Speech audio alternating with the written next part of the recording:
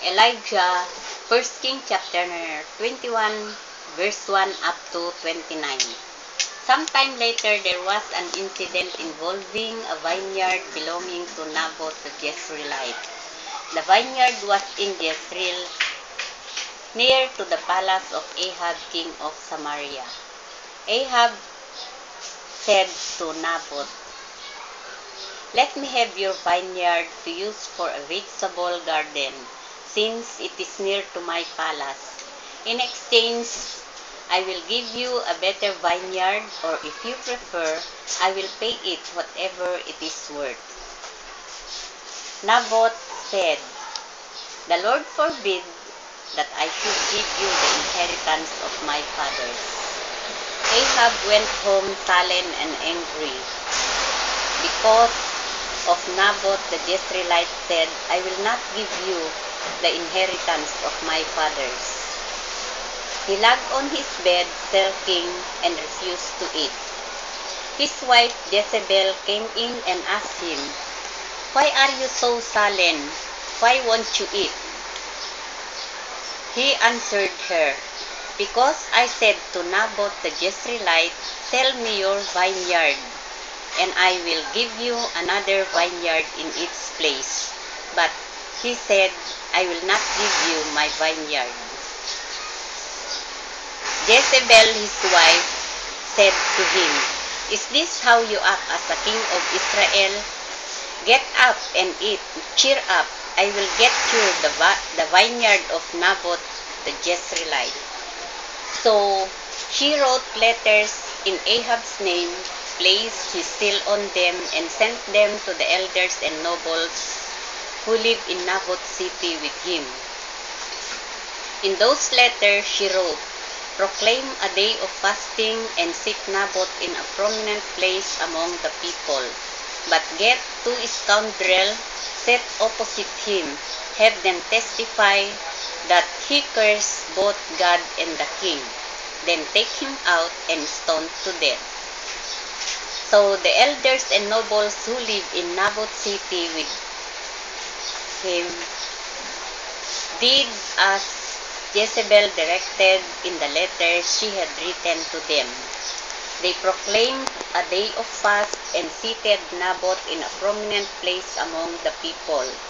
Then 2 scoundrels came in, set opposite him, brought charges against Naboth before the people, saying, "He cursed both God and the king." So they took him outside the city and stoned him to death. They sent word to Jezebel,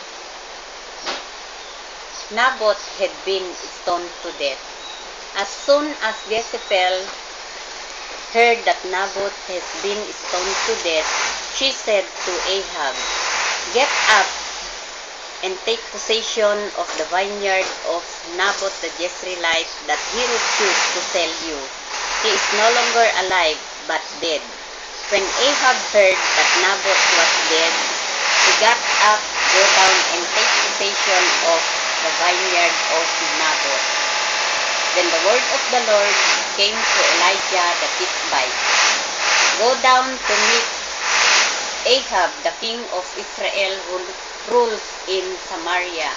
He is now in Naboth's vineyard, where he has gone to take possession of it. Say to him, 'This is what the Lord says. Have you not murdered a man and seized his property? Then say to him, This is what the Lord says. In the place where dogs lick up Naboth's blood, dogs will lick up your blood. Yes, yours.'" Ahab told to Elijah, "So you have found me, my enemy." "I have found you," he replied, "because you have sold yourself to do evil in the eyes of the Lord. I am going to bring disaster on you. I will consume your descendants and cut off from Ahab every male in Israel, slaves and free. I will make your house like that of that Jeroboam, son of Nebat, and that of Baasha, son of Ahiah, because you have provoked me to anger and have caused Israel to sin. Also concerning Jezebel, this is the Lord says, dogs will devour Jezebel in the wall of Jezreel. Dogs will eat those belonging to Ahab who die in the city, and the birds on the air will feed on those who die in the country. There was never a man like Ahab who sold himself to do evil in the eyes of the Lord, urged on by his wife Jezebel. He behaved in the vilest manner by going after idols. Like the Amorites, the Lord drove out Israel. When Ahab heard these words, he tore his clothes, put on sackcloth, and fasted.